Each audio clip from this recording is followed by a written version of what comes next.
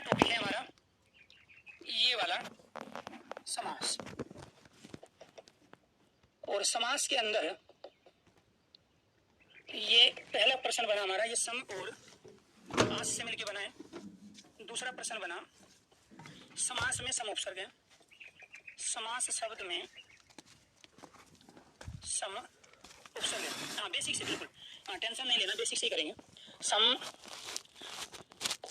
उपसर्ग है, शब्दावली भी कराएंगे, ऐसा सारी चीजें होगी लेकिन टू द पॉइंट। समास शब्द में सम उपसर्ग है, ये दूसरा प्रश्न बना। तीसरा बना शाब्दिक अर्थ। समास का जो शाब्दिक अर्थ है, शाब्दिक अर्थ, तो शाब्दिक अर्थ है संक्षिप्त। समास क्या करता है, चीजों को छोटा करता है, इसी वजह से इसको हम संक्षिप्त बोलते हैं। या संक्षिप्तीकरण, छोटा करने का काम कौन करता है, समास करता है, तो इसी को हम बोलेंगे संक्षिप्तीकरण। क्लियर। इसके बाद ये तीन प्रश्न हुए, इसके अंदर एक प्रश्न हम ये भी बना सकते हैं कि ये जो शब्द है इसमें ये सम अस धातु, जिसका मतलब होता है होना, ये धातु का क्रिया का निशान है, ये आपको ध्यान रखना है। तो कई बार क्वेश्चन पूछा जाता है कि समास में धातु बताइए कौन सी है, क्रिया बताइए कौन सी है, वर्ब बताइए कौन सी है, तो वो है इसमें अस धातु। और इस अस धातु का अर्थ है होना या पाया जाना। अस का अर्थ क्या होता है, होना। तो ये जिसको हम इंग्लिश में वर्ब कहते हैं, हिंदी में क्रिया कहते हैं, संस्कृत में उसी क्रिया और इंग्लिश की उसी वर्ब को हम धातु कहते हैं। और धातु के लिए हम इस वाले चिन्ह का भी प्रयोग करते हैं। अगर किसी भी शब्द के ऊपर ये चिन्ह लगा है कहीं, तो इसका मतलब वो वर्ब है, क्योंकि इसका प्रयोग हम केवल और केवल वर्ब में ही करते हैं। इसके बाद दूसरे जो प्रश्न यहाँ से बने वो है समास की परिभाषा। कम से कम 50% चीजें समास में आपके सामने एकदम अलग आएगी, इस बात को आपको ध्यान रखना है। जो भी अब तक आपने समास के बारे में जाना है एकदम डिफरेंट होगी चीजें, और वही आज की डेट में पूछे जाते हैं। समास की परिभाषा, तो समास की जो परिभाषा है, समास की परिभाषा, चार परिभाषा समास की है जो कि अब तक आपने एक पढ़ी। पहली परिभाषा है समास की, दो या दो से अधिक पदों का योग समास कहलाता है। यही परिभाषा आपने ज्यादातर पढ़ी है। या फिर आपने क्या पढ़ा है, दो शब्दों का मेल समास कहलाता है। दो शब्दों का मेल समास कहलाता है। इसके बाद जो नई परिभाषा है जो अब तक आपने नहीं पढ़ी वो है ये कि एक शब्दांश और एक शब्द मिलकर भी, एक शब्दांश और एक शब्द मिलकर भी समास बनाते हैं। चौथी परिभाषा ये है कि अविकारी शब्द के साथ में कोई भी दूसरा शब्द आ जाए तो वो भी प्यारे दोस्तों क्या है, अविकारी शब्द के साथ शब्द मिलकर भी समास का निर्माण करते हैं। जैसे फॉर एग्जाम्पल, अब दो या दो से अधिक की अगर हम बात करें, अगर मैं यहाँ पे कहूं तन मन धन में कौन सा समास है, तो आप कहोगे द्वंद्व समास, क्योंकि तन मन और, यहाँ पे हम किसका प्रयोग करेंगे, और का प्रयोग करेंगे, और कहाँ आता है, द्वंद्व समास में आता है। जिस भी पर्पज से आप बैच खरीदते हो, जो भी आपको एग्जाम देना है 2023 के अंदर, उन सबके लिए ये बैच सफिशिएंट है। और उन्हीं के का जो सिलेबस है, जो कि जब आप सिलेबस खोल के देखोगे तो उसमें आपको 50 टॉपिक दिखाई देंगे, वो आपके ही सिलेबस का हिस्सा है और वही आपको करना है। ध्यान ये रखना है आपको, जिस भी भर्ती में आप इन्वॉल्व हो रहे हैं, कई बार उसमें डायरेक्ट कुछ टॉपिक मेंशन नहीं होते हैं, लेकिन इनडायरेक्टली वहां से क्वेश्चन पूछा जाता है। तो इसीलिए समास और कारक दोनों एक दूसरे पर डिपेंड है। अब किसी के सिलेबस में कारक है, समास नहीं है, किसी के सिलेबस में समास है, कारक नहीं है, पढ़ने दोनों पड़ेंगे। और जिसके में शब्दावली है, अब मान के चलो समास कारक दोनों ही नहीं है, शब्दावली है, शब्दावली में विलोम शब्द, पर्यायवाची, एकार्थी, अनेकार्थी, श्रुति, संभिन्नार्थक शब्द, वाक्यांश के लिए एक शब्द, उसको भी समास की नॉलेज होनी चाहिए, तभी वो कर पाएगा। क्योंकि जब तक आप शब्दों को नहीं जानोगे तो आप उसका पर्यायवाची कैसे बताओगे, क्योंकि यहाँ सारा गेम शब्दों का है। तो इसलिए शब्द के बारे में पहले जानना पड़ेगा, फिर शब्द के ऊपर जितने भी टॉपिक डिपेंड है उसके बाद उसके कॉन्सेप्ट को समझना पड़ेगा कि ये किस तरीके से यहाँ पे चीजें हुई। तो कहने का मतलब ये हुआ कि जब हम यहाँ पर समास की परिभाषा कह रहे हैं दो या दो से अधिक शब्द, तो इस दो से अधिक का मतलब क्या हुआ कि तीन पदों का मेल भी समास हो सकता है। जैसे यहाँ तन मन और धन है, ठीक है, राम श्याम मोहन है, उसमें भी समास है, रोटी कपड़ा मकान उसमें भी समास है, लाल बाल पाल उसमें भी समास है, और उस समास का नाम है द्वंद्व समास। अब इनमें कौन सा समास होगा वो भेदों में चर्चा करेंगे। अभी केवल हमें इसकी चौथे क्वेश्चन की हमें वो देखना है कि एक क्वेश्चन हमारा ये था, दूसरा ये था, तीसरा प्रश्न हमारा ये था। पहला था कि समास में सम उपसर्ग है, उपसर्ग उस शब्दांश को कहते हैं जो किसी शब्द के आगे लगता है। समास में अस धातु है जिसका अर्थ है होना, और एक उपसर्ग एक धातु मिलकर समास बना रही है शब्द। दूसरा है समास शब्द में सम उपसर्ग हो गया। शाब्दिक अर्थ क्या हुआ? संक्षिप्त। समास का शाब्दिक अर्थ क्या होता है? किसी भी चीज को छोटा करना या संक्षिप्त करना, किसी भी चीज को संक्षिप्त करना। कैसे? जैसे मैंने यहाँ 3 शब्द प्रयोग कर लिए, बिना, धन, वाला। अब इसका संक्षिप्त रूप क्या हो गया? निर्धन। इसी को संक्षिप्त कह रहे हैं हम। यानी कि ये जो संक्षिप्त है ना, ये हुआ ना इन तीनों शब्दों का एक सबसे छोटा रूप बन गया। 3 शब्द कौन से थे? बिना, धन वाला, 1 2 3, और यहाँ इन तीनों के स्थान पे हमने क्या कहा? निर्धन। इसका भी मतलब वही है जो इसका मतलब है। इसी वजह से समाज क्या करता है? बड़े बड़े पदों को लेके उसका छोटा रूप बना लेता है, उसी को हम संक्षिप्त कहते हैं। तो समाज का काम है चीजों को छोटा करना। हमारे पास ध्यान रखना है, हिंदी के अंदर 4 टॉपिक ऐसे हैं, 4 कॉन्सेप्ट ऐसे हैं जहां से हम पुराने शब्दों से नए शब्द बना लेते हैं। उनमें से एक समास है। 2 पुराने शब्द या 3 पुराने शब्दों से लेकर नया शब्द बना लिया। जैसे यहाँ पे तन, मन और धन है, ठीक है। तन, मन और धन अलग अलग थे, तीनों को एक साथ लिया और एक नया सामासिक पद बना लिया। 2 शब्दों माता और पिता को मिला के पितरों बना लिया। तो माता और पिता अपने आप में यहाँ पर क्या है प्यारे दोस्तों? माता और पिता, इन दोनों का संक्षिप्त रूप क्या हो गया? पितृ। इन दोनों का संक्षिप्त रूप क्या हुआ? पितरो हुआ। तो आपको ये ध्यान रखना है, माता पिता का बेटे जो टॉपिक है यहाँ सीक्वेंस में चल रहे हैं, अगर आपको शब्दावली समझना है तो आपको ये शब्द समझने पड़ेंगे। क्योंकि शब्दावली क्या है? शब्द है, कहीं पर उनका मीनिंग है, कहीं पर उनका उल्टा अर्थ निकालना है, कहीं पर उनका अलग अलग संदर्भों में अर्थ निकालना है। और बिना इस टॉपिक को समझे आप वो अर्थ निकाल ही नहीं सकते। क्योंकि जब आपको यही नहीं पता ये शब्द बना कैसे हैं और इन शब्दों का मीनिंग क्या है, तो फिर उसको अनेक अर्थी शब्दों में आप प्रयोग नहीं कर सकते। इसीलिए टॉपिक हमेशा जब भी चलेंगे वो सीक्वेंस में चलेंगे। तो यहाँ पर क्या है प्यारे दोस्तों? ये माता पिता का संक्षिप्त रूप हो गया पितरों, यानी कि 2 शब्दों का योग समास है। इसके साथ 2 से अधिक शब्दों का योग भी समास है। 2 पदों का मेल मान के चलो, यहाँ पर हमने कोई भी कर लिया, राम राम शब्द ले लिया, ठीक है, तो ये 2 पद है। हमने मोहन सोहन शब्द ले लिया, ये भी 2 पद है। हमने विद्यालय ले लिया, वो भी 2 पद है। तो इसमें भी समास। हमने माता पिता लिया तो वे भी 2 पद है। राम लक्ष्मण भाई बहन, वो भी 2 पद है। इसके साथ एक शब्दांश और एक शब्द। एक शब्दांश क्या होगा यहाँ? प्रति, और दूसरा क्या हो गया हमारा यहाँ? दिन। और इससे क्या बना लिया हमने? इससे बना लिया हमने प्रतिदिन। यानी कि एक शब्दांश को, जो हम ये कह रहे थे कि 2 शब्दों का योग समास है, यहाँ तो 2 शब्द नहीं है, यहाँ तो शब्दांश है। ये प्रति क्या है? शब्दांश। कोई शब्द के आगे अगर कोई शब्दांश बना होता है, शब्द का छोटा अंश। जो ये शब्दांश शब्द बना है, कैसे बना है? इसमें एक ये शब्द है और दूसरा इसमें क्या है? अंश, और इससे मिलकर क्या बन गया? शब्दांश। और शब्दांश का ही दूसरा नाम उपसर्ग होता है, क्योंकि जितने भी उपसर्ग होते हैं वो सारे शब्दांश होते हैं, कभी शब्द होते ही नहीं है। भाई शब्द और अंश मिलकर शब्दांश बना। इसमें दीर्घ संधि हो गई, यहाँ से आया, इधर से आया, ये आ गया, ये अंश का जो है यहाँ पे हमने अनुस्वार का प्रयोग कर लिया। तो शब्दांश का मतलब क्या? उपसर्ग। बशर्ते वो आगे लगा हो किसी शब्द के और बाद में लगा हो तो उस शब्दांश को प्रत्यय कहते हैं। तो एक शब्दांश और एक शब्द मिलकर भी क्या बना रहे हैं? समास बना रहे हैं। इसके बाद है अविकारी शब्द, और शब्द भी अविकारी शब्द। जैसे हमने यहाँ पे शब्द लिया यथा, इसमें दूसरा लगाया हमने शक्ति, और इससे बन गया यथा शक्ति। ऐसे ही हमने यहाँ पे लगाया तथा, इसमें योग्यता। तो ये जो यथा और तथा है, ये दोनों के दोनों प्यारे दोस्तों अविकारी शब्द है, अर्थात अव्यय है। अविकारी शब्द का ही दूसरा नाम अव्यय होता है। जो शब्द जैसे होते हैं उनका वैसा ही प्रयोग जब हम जगह करते हैं तो वे अव्यय कहलाते हैं, अविकारी कहलाते हैं। ये किसी भी लिंग में, वचन में, काल कारक में परिवर्तित नहीं होते हैं। अब यथा का बहुवचन बनाएंगे तो यथे बनेगा। आज तक पढ़ा ही नहीं आपने। तथा का तथे पढ़ा है? कभी नहीं पढ़ा। इसका स्त्रीलिंग में बदलेंगे रूप, यथा का यथी बनेगा? नहीं बन सकता। तथा का तथी बनेगा? नहीं बनेगा। तो अविकारी शब्द उन्हें कह रहे हैं जिनमें कोई विकारी नहीं होता। जो शब्द किसी लिंग में, किसी भी पुरुष में, किसी भी वचन में, किसी भी काल में, किसी भी कारक में परिवर्तित नहीं होते हो, जो जैसे हो ऐसे ही सभी लिंगों में, वचनों में, पुरुष में प्रयुक्त किए जाते हैं, उनको हम अविकारी शब्द अर्थात अव्यय कहते हैं। ठीक है। तो यहाँ हमने क्या कहा कि एक अविकारी शब्द शब्द के साथ मिलकर भी समास बनाता है, एक शब्दांश और एक शब्द मिलकर भी समास बनाता है, 2 शब्दों का मेल भी समास बनाता है, 2 से अधिक शब्दों का योग भी समास बनाता है। तो ये थी समास की 4 परिभाषा। अब मैंने ये 4 परिभाषा क्यों लिखवाई? एक ही क्यों नहीं लिखवाई जो कि किताब में दी होती है आमतौर पे कि 2 शब्दों का योग समास है? क्योंकि वो ट्रेंड से बाहर हो चुका है। स्टेटमेंट देगा वो, और स्टेटमेंट देगा निम्नलिखित में से समास से संबंधित सही कथन बताइए कौन सा है, कौन सा कथन समास से मेल है, कौन सा बेमेल है, कौन सा सत्य है और कौन सा असत्य है समास की दृष्टि से। तो जब वो स्टेटमेंट देता है तो वहां वो देगा खुद अविकारी शब्द और शब्द मिलकर समास बनाएंगे कि नहीं, समास में एक शब्दांश और एक शब्द मिलकर समास बनाएंगे कि नहीं। तो स्टेटमेंट वाले क्वेश्चनों को करने के लिए हमें इन पे ध्यान रखना है। ठीक है, बुक में आएगी बेटे, लेकिन नए साल में आएगी। ठीक है, दिसंबर में लॉन्च नहीं कर रहे हैं, 2023 में आप लोगों के ज्यादातर एग्जाम है, तो इसीलिए 2023 में ही बुक आएगी। आपको बुक की आवश्यकता नहीं है, क्योंकि जो चीज यहाँ पे है इतना आपको बुक में भी नहीं मिलेगा। क्योंकि अब ये अंदाजा लगा हो कि जहां हम 50 टॉपिक लेते हैं हिंदी स्पेशल के बैच में, और उन 50 टॉपिक को हम कम से कम 60 से 65 क्लासों में कंप्लीट करते हैं, तो 60-65 क्लासों में हमने आपसे ले लिए कम से कम प्यारे दोस्तों 100 प्लस घंटे। 100 प्लस घंटे हम पढ़ा रहे हैं आपको, और उसमें लिख भी रहे हैं, समझा भी रहे हैं, डिटेल बता रहे हैं, कुछ समझने की कोशिश करना। जहां 100 प्लस घंटे लेके कम से कम 100 घंटे हम हिंदी आपको पढ़ाएंगे इस पूरे स्पेशल बैच के अंदर, तो वो जो 100 घंटे पढ़ा रहे हैं उस किताब के अंदर जो हम 100 घंटे में पढ़ाएंगे वो 400 पेज में भी नहीं आ सकता। 400 पेज वाली कोई बुक मार्केट से आप नहीं ले सकते हो, क्योंकि 400 पेज की मार्केट की बुक का प्राइस ही कम से कम 400 से 450 500 रुपया होगा।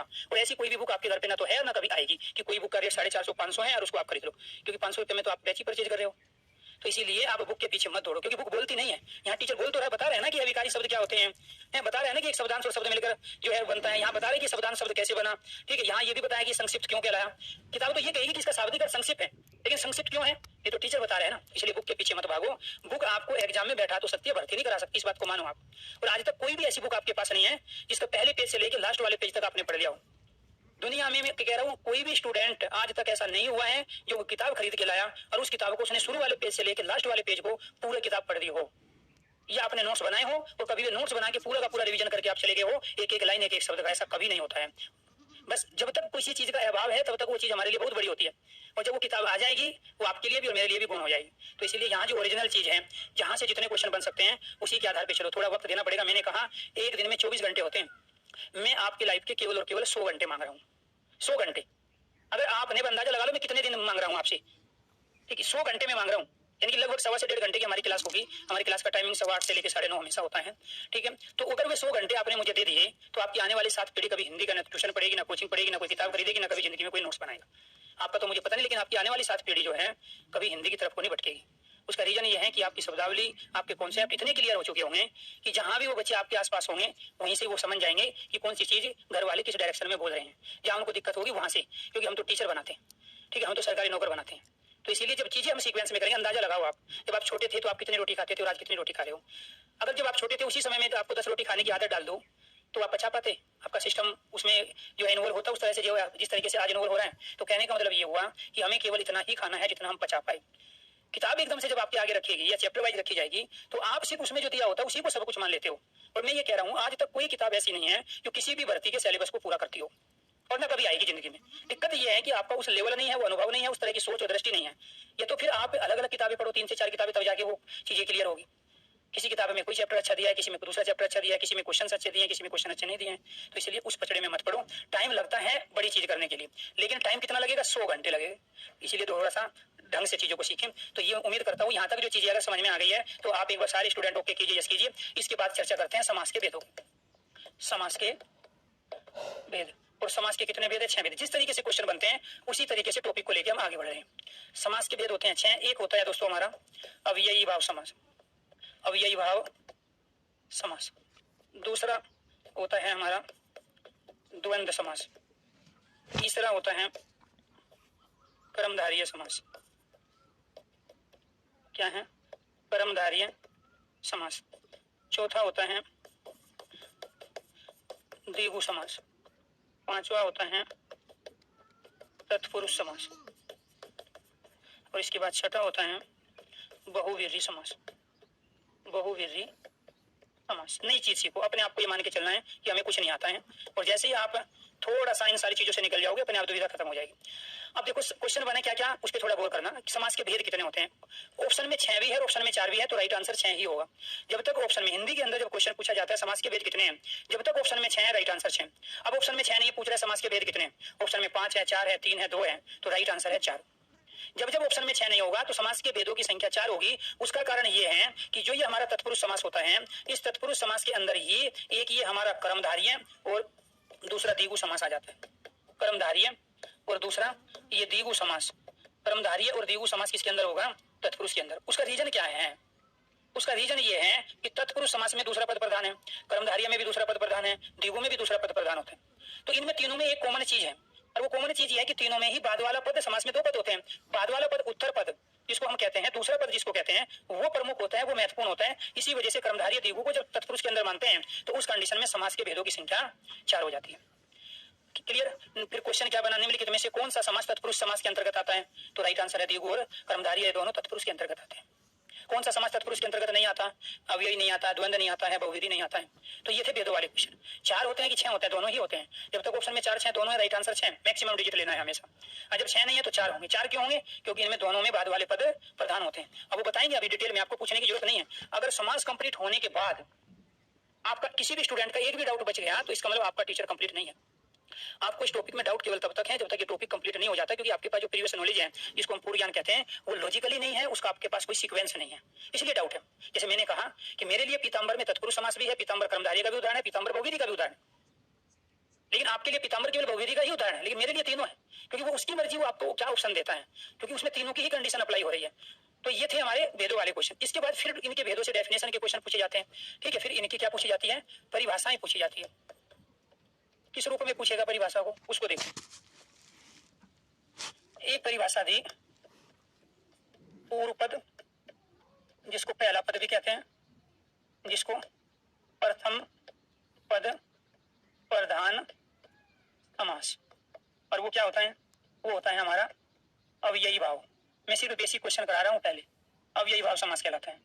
इसके बाद दूसरा प्रश्न क्या बना, पूर्व और उत्तर, पूर्व और उत्तर, पहला और दूसरा, प्रथम और द्वितीय, प्रथम और द्वितीय पद प्रधान समास, और उस समास का नाम है द्वंद्व समास। कौन सा समास है, द्वंद्व समास। तीसरा बना हमारा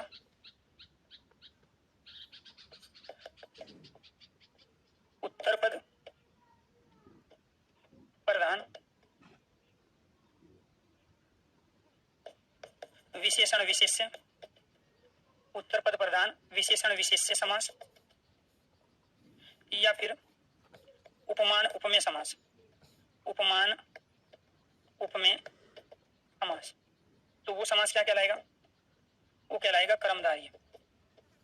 क्या है, कर्मधारय समास का नाम है उपमान उपमेय समास और विशेषण विशेष्य समास। इसके बाद फोर्थ,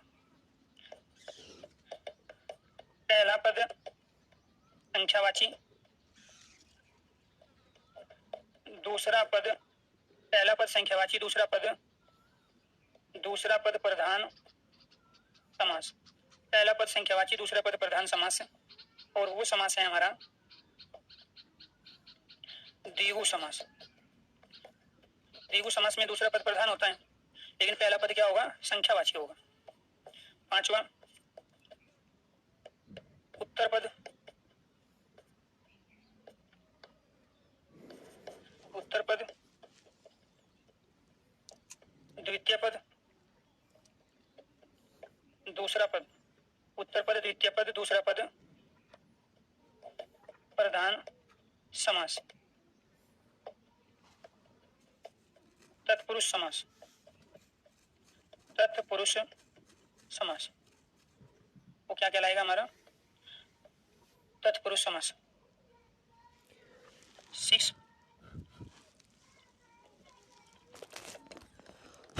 तीसरा पद अन्य पद, पहला व दूसरा पद गौण, गौण मतलब जो कम महत्वपूर्ण, उस समास को कहते हैं बहुव्रीहि समास। क्या कहते हैं, बहुव्रीहि समास कहते हैं। देखो जितनी भी क्वेश्चन की वैरायटी बनती है, आपको ध्यान रखना है, वो सारी की सारी क्वेश्चन की वैरायटी आपके सामने चल रही है। आपसे क्वेश्चन पूछेगा पूर्व पदार्थ प्रधान समास बताइए कौन सा है, तो आप क्या कहोगे, अव्ययी भाव समास। पहला पद प्रधान समास बताइए। देखो ये जो मैं ओब्लिक करके लिखा हूं ना, यहाँ पे ये लगा हुआ है ओब्लिक का निशान, ये इनका सबका मतलब वही है। वो पूर्व पद कहे, पहला पद कहे, प्रथम पद कहे, बात एक ही है। अब भ्रंश भाषा में हम पूर्व कहते हैं पहले को, हिंदी में पहला कह रहे हैं, संस्कृत में उसको प्रथम कहते हैं, और इंग्लिश में फर्स्ट बोलते हैं। इंग्लिश में फर्स्ट, संस्कृत में प्रथम, हिंदी में पहला, अपभ्रंश भाषा में बोलते हैं पूर्व। तो पहला पद प्रधान समास या पूर्व पद प्रधान समास या प्रथम पद प्रधान समास हमारा अव्ययी भाव समास होता है, और उस अव्ययी भाव समास में पहला पद अव्ययी होता है, अविकारी होता है। पूर्व और उत्तर जहाँ दोनों पद प्रधान हो, यानी कि पहला और दूसरा दोनों पद प्रधान हो, प्रथम और द्वितीय दोनों पद प्रधान हो, समास का नाम है द्वंद्व समास। ऐसे ही उत्तर पद प्रधान विशेषण विशेष्य उपमान उपमेय समास कहलाता है कर्मधारय। पहला पद संख्यावाची, दूसरे पद की प्रधानता द्विगु समास, उत्तर पद द्वितीय पद, दूसरा पद प्रधान तत्पुरुष। लेकिन इसमें यहाँ पे विशेषण विशेष्य नहीं होते, उपमान उपमेय नहीं होते, पहला पद संख्यावाची नहीं होता। इनमें तीनों में कॉमन चीज क्या है, कर्मधारय द्विगु तत्पुरुष में कॉमन चीज यह है कि इनमें तीनों में ही बाद वाला पद प्रधान होता है। प्रधान मतलब उस बाद वाले पद की ही इंपोर्टेंस होती है, वही महत्वपूर्ण होता है। लेकिन अलग अलग क्या है तीनों में, इसमें पहला पद संख्यावाची होगा, बाकी दोनों में नहीं होगा। इसमें जो दोनों पद होंगे वो विशेषण विशेष्य के रूप में होंगे या उपमान उपमेय के रूप में होंगे, जबकि इसमें तत्पुरुष में नहीं होते। तो इसमें बाद वाला पद प्रधान होते हुए पहला दूसरा पद विशेषण या विशेष्य के रूप में होगा, उपमान या उपमेय के रूप में होगा। इसमें पहला पद संख्यावाची होगा, लेकिन इसमें उपमान उपमेय नहीं होगा। तो शिवम प्रधान का मतलब है महत्वपूर्ण, प्रधान का मतलब इंपोर्टेंस। आपके घर में 4 मेंबर हैं, 4 में से सबसे ज्यादा इंपोर्टेंस मेंबर कौन है, सबसे ज्यादा वैल्यू किसकी है, सबसे ज्यादा योग्यता किसकी है, सबसे ज्यादा काम करने की कैपेसिटी किसकी है, सबसे ज्यादा समाज में लोग किसको जानते हैं, और आप जो परीक्षा देते हो वो किसको आधार बना के देते हो, वो प्रधान होता है। ऐसे गांव का प्रधान होता है, या किसी देश का प्रधान होता है, राज्य का प्रधान होता है, किसी समाज वर्ग समुदाय का प्रधान होता है। महत्वपूर्ण लोग कौन है उनमें, इसको आप वीआईपी कहते हो। इंग्लिश में वीआईपी बोलेंगे, यहाँ हिंदी में महत्वपूर्ण बोलेंगे, या फिर प्रधान बोलेंगे। तो इनमें वीआईपी जो है वो कौन सा है, बाद वाला। क्लियर। तो जैसे शब्द आएंगे वो अपने आप में पहचान लेंगे उसको, इसीलिए आपको ध्यान रखना है। तो इसीलिए देखो मैंने कई बार ये कहा, आप लोग अब भी पैसे खर्च करने के बावजूद भी उसी तरीके से पढ़ना चाहते हो जिस तरीके से पिछले 10 साल से आप हिंदी पढ़ते आए हो। जैसे मान के चलो आपको विलोम शब्द पढ़ाने हैं, ठीक है, या पर्यायवाची पढ़ाने तरीका क्या है आपको, ज्ञान का है ज्ञान हो जाएगा, दिन का रात होगा, सुख का दुख होगा, गरीब का अमीर होगा। लेकिन कितने याद कर सकते हो आप, 50, 100, 150, 200? अब ऐसा तो नहीं है 50, 100, 150 ही जो किताबों में दिए होते हैं विलोम शब्द यही होते हैं। ये तो लाखों करोड़ों की संख्या में है, ये पर्यायवाची लाखों करोड़ों की संख्या में है। और किताबों में 100, 150 दिए होंगे, जरूरी नहीं है उसमें से ही आए। और आज की डेट में पिछले 5 साल का तो ये इतिहास रहा है ऑनलाइन एग्जामों का या ऑफलाइन का, कि किताबों से कभी भी विलोम पर्यायवाची एकार्थी अनेकार्थी आए नहीं। वो लाइव में जानबूझ के ऐसे शब्द लेगा जो लाइव में आपने एक या दो बार सुने हो, पढ़े हो या देखे हो। तो मैंने यही कहा, पहले उसके बैकग्राउंड पे जाओ। शब्दावली को करने के लिए शब्दावली तो आएगी, सबके एग्जाम में आएगी। विलोम शब्द आएंगे, पर्यायवाची आएंगे, एकार्थी आएंगे, अनेकार्थी आएंगे, श्रुति संबंधी वाक्यांश के एक शब्द आएगा। लेकिन आप बिना समास के उसको नहीं कर सकते हैं, बिना कारक चिन्ह के आप उसको नहीं कर सकते हैं, बिना उपसर्ग प्रत्यय को आप शब्दावली को नहीं कर सकते हो। क्योंकि ज्ञान के आगे जो है लगाए हो तभी तो उसका उल्टा अर्थ बना रहे हैं। वाक्यांश के लिए एक शब्द आप निकालते हो, वो केवल रटते हो, आपको निकालना आता ही नहीं है। और कितने रट सकते हो, 50 या 100 वाक्यांश मान के चलो, जिसका कोई शत्रु ना हो, अज्ञात शत्रु, कितने याद कर लोगे आप? 100 तो नहीं होते, वो तो हजारों की संख्या में है जो जहां जो आने लायक जो होते हैं। तो इसलिए आपको क्या इस पे कमांड हासिल करनी पड़ेगी, शब्दों पे। वो शब्दों का ही खेल चल रहा है, ये पूरा समास जो है ना, ये शब्दों का ही खेल है। इसलिए इसको जानोगे तब आप चीजों को ढंग से कर पाओगे। किस टॉपिक को पढ़ने से पहले कौन सा टॉपिक पढ़ना चाहिए, ये आज तक आपको नहीं पता चला। आप संधि पढ़ लेते हो बिना वर्णमाला के, आप उपसर्ग पढ़ लेते हो, प्रत्यय पढ़ लेते हो बिना संधि के, रट तो लोगे लेकिन जिंदगी में वहां से आए हुए सारे क्वेश्चन सही नहीं कर पाओगे। अगर आपको वर्तनी वाला क्वेश्चन सही करना है तो वर्तनी से पहले आपको उपसर्ग प्रत्यय आने चाहिए। अगर आपको उपसर्ग प्रत्यय वाला क्वेश्चन करना है तो आपको संधि आनी चाहिए। अगर आपको संधि वाला क्वेश्चन करना है तो आपको वर्णमाला आनी चाहिए। तो पहला टॉपिक वर्णमाला हुआ, फिर संधि हुआ, फिर उपसर्ग प्रत्यय हुआ, फिर वर्तनी हुई। तब जाके 5 टॉपिक से आए हुए क्वेश्चन लाइफ में कभी भी गलत नहीं कर सकते हो। पहले संज्ञा पढ़ो, फिर सर्वनाम पढ़ो, फिर विशेषण पढ़ो, फिर क्रिया पढ़ो, फिर क्रिया विशेषण पढ़ो, फिर अव्यय पढ़ो, फिर निपात पढ़ो। तब जाके आप कर पाओगे कि वाक्य क्या होता है। बिना संज्ञा सर्वनाम विशेषण क्रिया लिंग वचन के पढ़ना शुरू कर दिया, कारक चिन्ह के समास के, और वाक्य सोच रहे हो कि कंप्लीट हो गया, रटा हुआ है आपने, कंप्लीट नहीं हुआ है। मैथ में भी पहले आपने जोड़ घटा गुना भाग सीखे थे, तब जाके कैलकुलेशन शुरू हुई आपकी सही तरीके से, आप क्वेश्चन निकालना शुरू कर गए। और जिसको जोड़ घटा गुना भाग नहीं आता वो कहाँ से मैथ निकाल लेगा। तो इसलिए सबसे ज्यादा जरूरी है आपको पहाड़े याद करने, गुना जोड़ घटा गुना भाग याद करने। पहाड़े याद नहीं है कोई फायदा ही नहीं है, करते रहो कैलकुलेशन, इतना टाइम थोड़ा ही होता है। तो जैसे मैथ में सीक्वेंस है कि हमें पहले काउंटिंग आनी चाहिए, जोड़ घटा गुना भाग आना चाहिए, पहाड़े याद होने चाहिए, ठीक है। उसके बाद ही हमें मैथ की जो बेसिक चीजें हैं वो जब हमारी मजबूत होगी तभी हम डिफिकल्ट से डिफिकल्ट चीजों को आसानी से समझ पाएंगे, कर पाएंगे। ऐसे ही हिंदी के साथ भी है, और उसी मैथ की तरह ही यहाँ ये चीजें चल रही है। लेकिन दिक्कत क्या है, फर्स्ट टाइम कोई चीज इस रूप में दिखाई, इंसान उसको उसी रूप में ग्रहण कर लेता है। एक सामान्य आदमी और साइंटिस्ट में यही अंतर होता है। मान के चलो हमने इसको पहनना, ये मुझे पहननी है, और फर्स्ट टाइम मैंने किसी को देखा कि पहले वो गले में डालता है और फिर दोनों बाजू उसमें दे देता है, तो हम पूरी लाइफ ये ऐसे पहनते रहेंगे, पूरी लाइफ ऐसे पहनते रहेंगे। क्योंकि हमने फर्स्ट टाइम जिसको देखा था पहले इसको गले में डाला और फिर बाजू, पता चला कोई ऐसी जबरदस्ती बाजू घुसा रहे हैं, इसको भी अपना ढीला कर दिया। पहले बाजू डालो फिर गले में डालो, वो भी एक तरीका है, पहले बाजू फिर गले में। बटन बंद कर रहे हैं, कोई इस हाथ से करता है, कोई दोनों हाथ से करता है, कोई इस हाथ से करता है। समझ में आई मैं क्या कहना चाह रहा हूँ। जब तक तरीके नहीं बदलोगे ना, साइंटिस्ट का तरीका ही तो अलग है, इसलिए एकदम वो नई चीज खोज लेता है कहीं भी।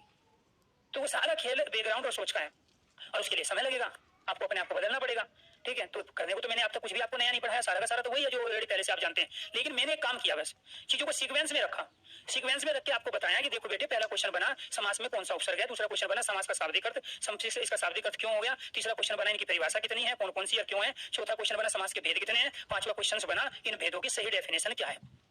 मैंने पांच ही तो गुण का मतलब जो महत्वपूर्ण नाम, इसको आप इग्नोर कर सकते हो, अरे तो वही बकवास करता रहता है, मेरे लिए ये कुछ भी कह रहा है, मेरे पे फर्क नहीं पड़ता है, उसको गुण कहते हैं। इसे प्रधान मतलब वीआईपी है, इंपोर्टेंस।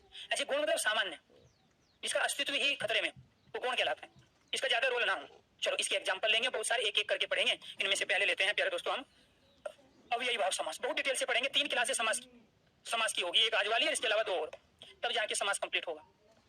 क्या है अव्ययी भाव, अव्ययी भाव समास। और ये जो अव्ययी भाव समास है, इसमें अव्ययी भाव समास में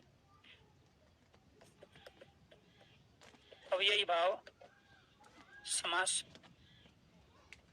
में पूर्व पद यानी कि पहला पद प्रधान होता है, पहला पद प्रधान होता है तथा वह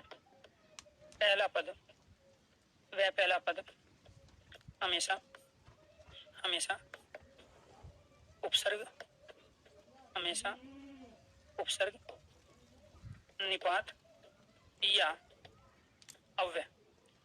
निपात या अव्यय में से कोई एक होगा। क्लियर। दूसरा कंडीशन अव्ययी भाव समास से संबंधित क्या है हमारी? अव्ययी भाव समास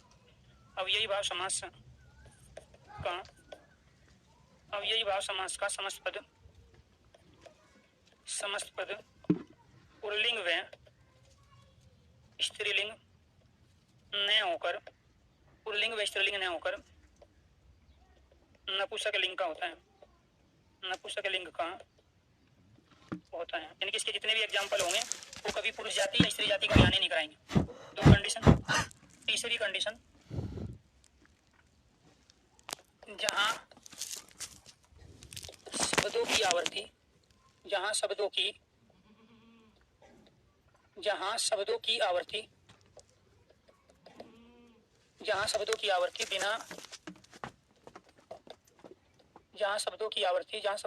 बिना योजक चिन्ह के हो, वहां अव्ययी भाव समास होता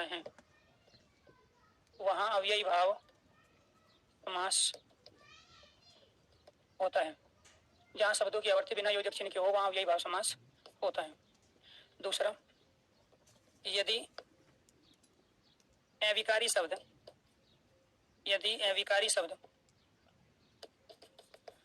अविकारी का मतलब होता है अव्यय। यदि अविकारी शब्द अव्यय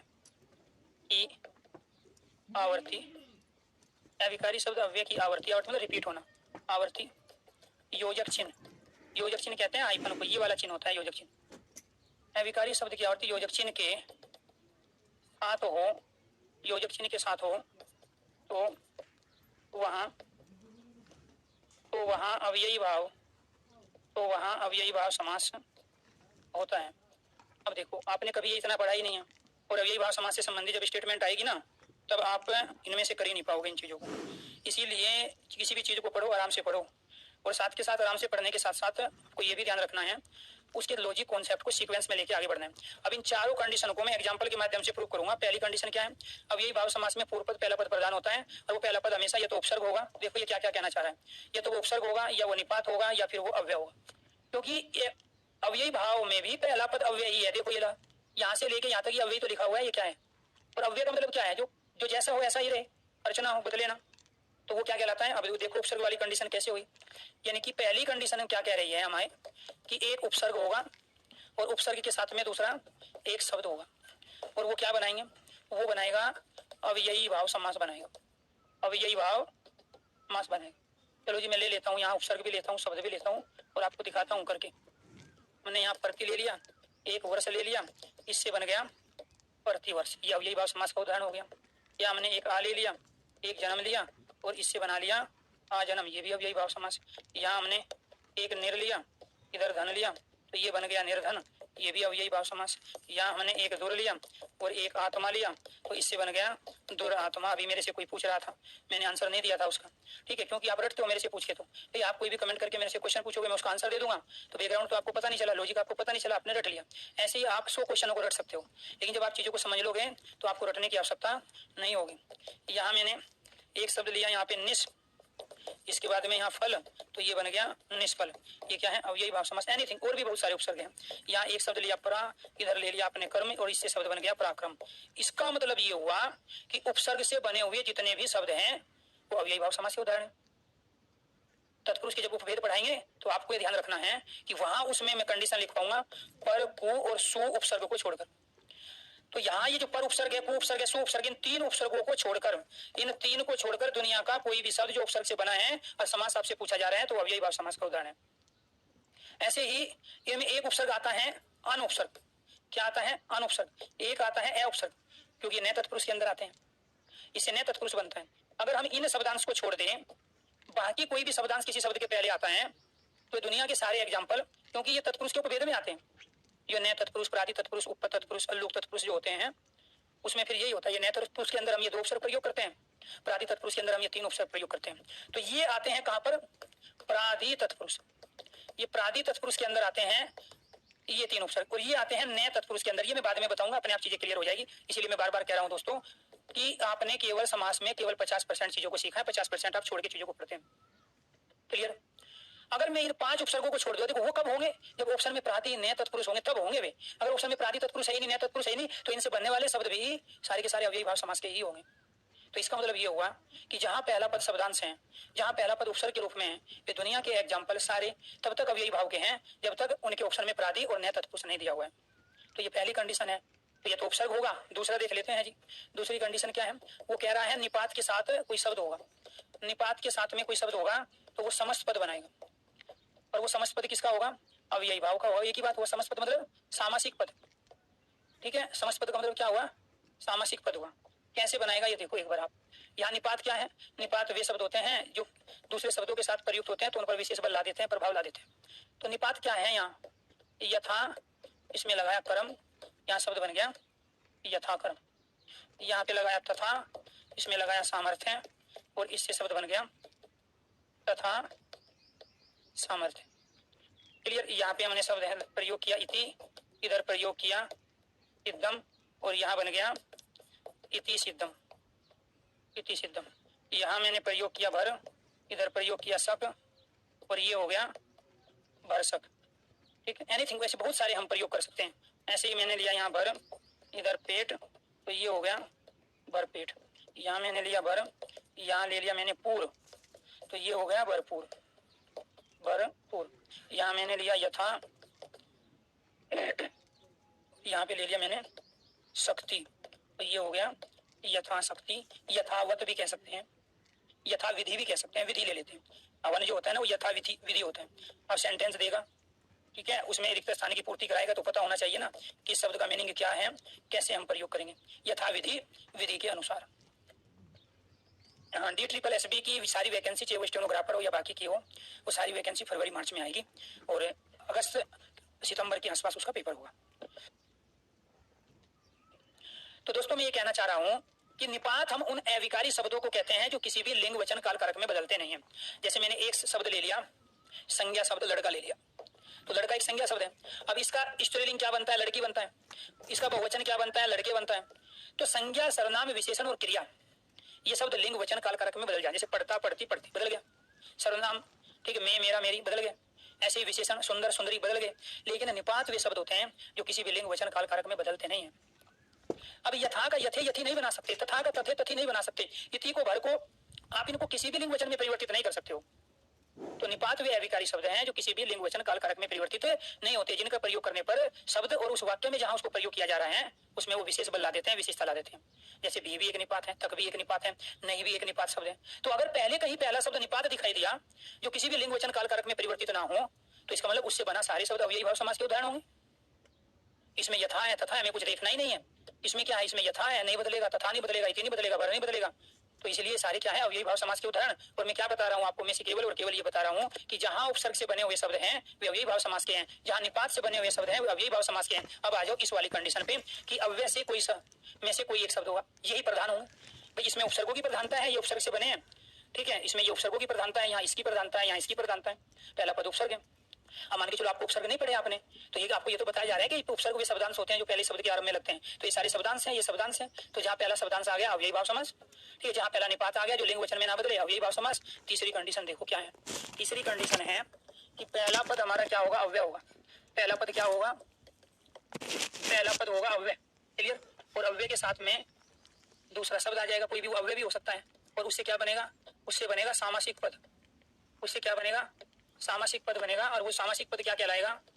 अव्ययी भाव कहलाएगा। वो सामासिक पद क्या कहलाएगा? अव्ययी भाव समास कहलाएगा। वो सामासिक पद क्या कहलाएगा? अव्ययी भाव समास। देखो कैसे, जैसे मैंने यहाँ पे ले लिया शब्द आज, दूसरा ले लिया तक, तो ये क्या बन गया? आज तक। ये अव्ययी भाव समास का उदाहरण हो गया। इसके बाद यहाँ आज, यहाँ मैंने कल ले लिया, ये क्या हो गया, आज कल। क्लियर। ऐसे ही धीरे धीरे, यहाँ पे जल्दी जल्दी, रिपीट कर रहे हैं। एनीथिंग, कोई भी हमने पात्र ले रहे हैं, यहाँ पे शीघ्र ले लिया हमने यहाँ, और यहाँ पे कह रहे हैं शीघ्र, और फिर कह रहे हैं यहाँ अति शीघ्र। ठीक है, तो आपको ध्यान रखना है। तो ये भी शीघ्र को भी आप बदल नहीं सकते हो, जल्दी को, धीरे को, आज को किसी भी लिंग वचन काल कारक में बदल नहीं सकते हो। तो इसीलिए सारे के सारे जो बने इनमें पहला पद अविकारी है, अव्यय है, दूसरा भी अलग ही अव्ययी है। ठीक है, तो यहाँ अगर शब्द रिपीट हो रहा है, जो मैंने बताया था ना आपको अभी, कि अगर योजक चिन्ह के साथ, हाइफन के साथ शब्द अपने को रिपीट कर रहे हैं, तो भी वो क्या कहलाएगा, अव्ययी भाव समास के उदाहरण। तो ये भी सारे अव्ययी भाव समास के उदाहरण हुए। तो ये कौन सी कंडीशन थी, ये कंडीशन ये वाली थी, ये कंडीशन थी हमारी ये वाली। उपसर्ग होगा, निपात होगा, पहला पद अव्यय होगा। अव्ययी भाव समास में पूर्व पद यानी कि पहला पद प्रधान होता है, तथा वह पहला पद हमेशा या तो उपसर्ग या फिर निपात या फिर अव्यय होगा। दोनों में कॉमन चीज क्या है, ये दोनों अविकारी के अंदर आते हैं, बदलते नहीं है लिंग वचन में। अव्ययी भाव समास का समास पद पुल्लिंग व स्त्रीलिंग न होकर नपुंसक लिंग का होता है। दूसरी कंडीशन अप्लाई करो उन्हीं एग्जांपल पर। आपको पहली कंडीशन समझ में नहीं आई, भूल गए, आपको नहीं पता उपसर्ग क्या है, निपात क्या है, अव्यय क्या है। आपको ये तो पता है कि कुछ शब्द हमें पुरुष जाति का ज्ञान कराते हैं, तो कुछ शब्द हमें स्त्री जाति का ज्ञान कराते हैं। मोर पुल्लिंग है तो मोरनी स्त्रीलिंग है, कुत्ता पुल्लिंग है तो कुतिया स्त्रीलिंग है, शेर पुल्लिंग है तो शेरनी स्त्रीलिंग है, लड़का पुल्लिंग है तो लड़की स्त्रीलिंग है। तो ये जो अव्ययी भाव समास के उदाहरण होते हैं, ये कभी भी ना तो पुरुष लिंग होते हैं और ना ये स्त्री जाति का ज्ञान कराते हैं। अब देखना एक बार, इनमें से आपको कोई करा रहा है क्या, प्रतिवर्ष आजन्म निर्धन दुरात्मा निष्फल या पराक्रम में से कोई पुरुष जाति का ज्ञान करा रहा हो, कोई स्त्री जाति का ज्ञान करा रहा हो, तो जो शब्द अगर आपको लिंग की भी पहचान है तो भी आप अव्ययी भाव समास को गलत नहीं कर सकते हो। तो इनमें से कोई भी शब्द ना तो पुल्लिंग है ना स्त्रीलिंग है, जो पुल्लिंग स्त्रीलिंग नहीं है वही अव्ययी भाव समास का एग्जांपल है। बाकी जितने भी समास के वेद हैं उनमें जो शब्द होगा तो पुरुष जाति का होगा या फिर स्त्री जाति को बता रहा होगा, लेकिन इसमें ये नपुंसक लिंग है। ये देखो, यथा कर्म तथा सामर्थ्य इति सिद्धम वर्षक भरपेट भरपूर यथा विधि, इनमें से कोई ऐसा शब्द हो जो पुरुष या स्त्री जाति का ज्ञान करा रहा हो, आपको नहीं करा रहा है, इसलिए अव्ययी भाव समास के उदाहरण है। इसमें से कोई पुरुष व स्त्री जाति का ज्ञान करा रहा हो, आज तक, आज कल, धीरे धीरे, जल्दी जल्दी, शीघ्र अतिशीघ्र, नहीं करा रहे।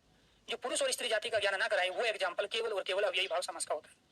तो आप लिंग के आधार पे भी समास की पहचान कर सकते हो। मैंने आपको ये दूसरी कंडीशन इन्हीं एग्जांपल के माध्यम से अप्लाई करके दिखाई कि अव्ययी भाव समास का समासपद कभी भी न तो पुल्लिंग होता ना स्त्रीलिंग होता, बल्कि किसका होता है, नपुंसक लिंग, जो कि संस्कृत में होता है, हिंदी में नहीं होता। हिंदी में तो उभयलिंग होता है, जैसे राष्ट्रपति है, राज्यपाल है, प्रधानमंत्री है, ठीक है, वो सब उभयलिंगी कहलाते हैं। तो ये आप इसके भी आधार पर दूसरी कंडीशन अप्लाई कर सकते हो। अगर यहाँ तक चीजें समझ में आई है तो एक बार आप सारे स्टूडेंट ओके कीजिए, यस कीजिए। अगर यहाँ तक सारी चीज, हालांकि मैं 5 मिनट और पढ़ाऊंगा, ठीक है, यहाँ तक सारी चीज समझ में आ गई है, एक बार सारे स्टूडेंट ओके कीजिए, यस कीजिए। लाइव क्लास के टाइम 8:15 से 9:30, ठीक है, 8:15 से 9:30 है। क्लास मेरी लेट नहीं होती है, लेकिन ध्यान रखना है मेरी तबीयत पिछले 3-4 दिन से ज़्यादा खराब थी और मैं कल ही डिस्चार्ज होकर हॉस्पिटल से आया हूँ। ठीक है, तो थोड़ा सा वही डेंगू के लक्षण थे, थोड़ी वो इस तरह की समस्या थी, तो फिर भी एनर्जी के साथ पढ़ा रहे हैं आपको। Thank you thank you thank you, बहुत अच्छा। चलो जी, तो ये कंडीशन आ जाओ, इनको दोनों को कंडीशन को कर लेते हैं, उसके बाद में फिर बाकी बचा हुआ द्वंद्व समास और बाकी चीजें कल चर्चा कर लेंगे। जहां शब्दों की आवृत्ति बिना योजक चिन्ह के हो वहां अव्ययी भाव समास होता है। जहां शब्दों की आवृत्ति बिना योजक चिन्ह के हो वहां अव्ययी भाव समास होता है। इस तीसरी कंडीशन को समझने की कोशिश करें। जैसे दिनों दिन, ये होगा हमारा अव्ययी भाव, ये क्या होगा हमारा अव्ययी भाव समास, और ये क्या होगा हमारा द्वंद्व समास। दोनों के अंतर को समझो, मैं केवल आपकी 4 मिनट और लूंगा। अव्ययी भाव समास और द्वंद्व समास में अंतर क्या है। मैंने यहाँ प्रयोग किया दिनों दिन, मैंने यहाँ प्रयोग किया रातों रात, रातों रात, बीचों बीच, बातों बात, लातों लात, हाथों हाथ, कानों कान, कानों कान, ये सब क्या है, बिना योजक चिन्ह के आवृत्ति हुई है शब्द की। लेकिन यहीं अगर मैं ये शब्द लूं इस रूप में तो इनमें द्वंद्व समास हो जाएगा। दिन दिन, रात रात, बीच बीच, बात बात, बात बात, लात लात, लात लात, हाथ हाथ और कान कान, ये सारे द्वंद्व समास के उदाहरण हैं, क्योंकि इनमें दोनों शब्द प्रधान हैं। तीसरी भी कंडीशन यही ले लेता हूं, अव्ययी भाव समास, अव्ययी भाव समास, धीरे धीरे आ गया, जल्दी जल्दी आ गया, शीघ्र शीघ्र आ गया, शीघ्र शीघ्र, यहां यहां, ठीक है। ये अगर ये अविकारी शब्द है यहाँ पे सारे के सारे, इधर इधर, कंडीशन को समझने की कोशिश करो। ये सारे अविकारी शब्द आप इनको किसी लिंग वचन काल कारक में बदल नहीं सकते। आप इधर का इधर या इधर ही नहीं बना सकते हो, आप शीघ्र का शीघ्र या शीघ्र नहीं बना सकते हो, आप धीरे का धीरे या धीरे नहीं बना सकते हो, लेकिन आप दिन का दिनों बना सकते हो। ये शब्द हैं और ये सारे अविकारी शब्द हैं। जब अविकारी शब्द के साथ बीच में हाइपन आएगा, योजक चिन्ह आएगा, इसको हाइपन कह रहे हैं, हम इसको योजक चिन्ह कह रहे हैं। जब बीच में दोस्तों ये आएंगे तो आपको ये ध्यान रखना है, ये जो हाइपन बीच में आया है, अगर ये अविकारी शब्द अव्यय के साथ आता है तो अव्ययी भाव बनाता है। और ये शब्दों संज्ञा सर्वनाम विशेषण क्रिया के साथ आता है तो ये द्वंद्व समास बनाता है। ये लात संज्ञा शब्द है, ये हाथ संज्ञा शब्द है, ये कान संज्ञा शब्द है। वे अविकारी थे, ये विकारी शब्द है। विकारी शब्दों के साथ जो लिंग वचन में बदल जाते हैं उनके साथ अगर हाइपन आएगा तो द्वंद्व समास बनाएगा, और अविकारी शब्दों के साथ हाइपन आएगा तो अव्ययी भाव समास बनाएगा। यहाँ पे अगर शब्द की आवृत्ति लात हाथ संज्ञा सर्वनाम विशेषण क्रिया की आवृत्ति बिना योजक चिन्ह के हो, जैसे दिन दिन रिपीट हो रहे हैं, बिना योजक चिन्ह के रिपीट हो रहे हैं, तो ये अव्ययी भाव समास के उदाहरण होते हैं। ये अव्ययी भाव समास है, ये यहाँ द्वंद्व समास है, ये फिर अव्ययी भाव समास है। तो इसका मतलब ये हुआ योजक चिन्ह का प्रयोग हम दोनों में ही करते हैं, द्वंद्व में भी करते हैं और अव्ययी भाव में। जो आपके दिमाग में बात बैठी हुई है कि जहां बीच में हाइपन आता है सारे द्वंद्व के उदाहरण होते हैं, ऐसा नहीं है। वे उदाहरण अव्ययी भाव के भी हो सकते हैं। बीच में हाइपन योजक चिन्ह जो रट्टा मारा हुआ है आपने कि जिसके बीच में हाइपन योजक चिन्ह हो, वे द्वंद्व के उदाहरण होते हैं, ये पॉसिबल नहीं है। वे अव्ययी भाव के भी उदाहरण होते हैं। बस अंतर क्या है, यहाँ विकारी होंगे, ये लिंग वचन काल कारक में बदल जाते हैं, ये बदलते नहीं है। ठीक, ये जो कंडीशन थी ये दोनों मैंने करा दी आपको। जहां शब्दों की आवृत्ति बिना योजक चिन्ह के हो वहां अव्ययी भाव समास होता है, शब्दों की आवृत्ति बिना योजक चिन्ह के हो रहे हैं, इसलिए ये अव्ययी भाव समास के उदाहरण है। फिर इसके बाद क्या है आपकी, इसके बाद ये वाली कंडीशन है आपकी, कहाँ की ये वाली, यदि अविकारी अव्यय की आवृत्ति योजक चिन्ह के साथ हो, अविकारी अव्यय की आवृत्ति योजक चिन्ह के साथ हो तो वहां अव्ययी भाव समास होता है। ये जो फोर्थ कंडीशन है वो ये वाली है, ये फोर्थ कंडीशन है। अविकारी शब्द है योजक चिन्ह के साथ आए हैं तो इसलिए क्या कहलाएंगे, अव्ययी भाव समास कहलाएंगे। बात समझ में आई? तो दोस्तों एक बार थोड़ा सा अगर किसी को डाउट है तो कल आप मेरे से पूछोगे। आज के लिए इतना ही, ठीक है। ये सारी कंडीशन आपके सामने हो गई। आपको तुलनात्मक अध्ययन करना है, द्वंद्व और अव्ययी भाव समास में कौन सी चीज कॉमन है और कौन सी चीज अलग है, और इसी लॉजिक के साथ क्वेश्चन पूछे जाते हैं। ये तो सबको पता है प्रतिदिन में कौन सा समास है, लेकिन आपको ये जो स्टेटमेंट जब देगा कौन सी अव्ययी से संबंधित है कौन सी द्वंद्व से, उस क्वेश्चन को वही कर पाएगा जिसको टॉपिक की बहुत गहराई से नॉलेज है, सीक्वेंस में जिसने पढ़ा है, लॉजिकली जिसने चीजों को जाना है। तो सभी दोस्तों को नमस्कार, धन्यवाद। कल आपकी जो क्लास होगी वो 8:15 से 9:30 के बीच में होगी, ठीक है। बाकी क्लास मैंने ले रहा हूँ, लेकिन आपकी जो हिंदी स्पेशल वाली जो क्लासें हैं वो क्लास में कंटिन्यू लूंगा अभी, क्योंकि ज्यादा क्लास लूंगा तो अभी थोड़ा सा शरीर में वीकनेस है, 1-2 दिन में और ज्यादा स्वस्थ हो जाऊंगा। उसके बाद कंटिन्यू सारी क्लासें टाइम टू टाइम होगी। सभी दोस्तों को शुक्रिया, ठीक है। आप लोग भारी संख्या में जुड़े आज और बड़ी ही तन्मयता से शिद्दत के साथ आपने पढ़ाई की। बस मैं आपसे यही कमिटमेंट करता हूँ कि आप मुझे 100 घंटे दो, मैं आपको हिंदी से फ्री कर देता हूँ जिंदगी भर के लिए। और आपकी आने वाली जो पीढ़ी है वो कभी हिंदी का कुछ भी नहीं लेगी, वो हिंदी की किताबों से हिंदी नहीं सीखेगी, ये मेरी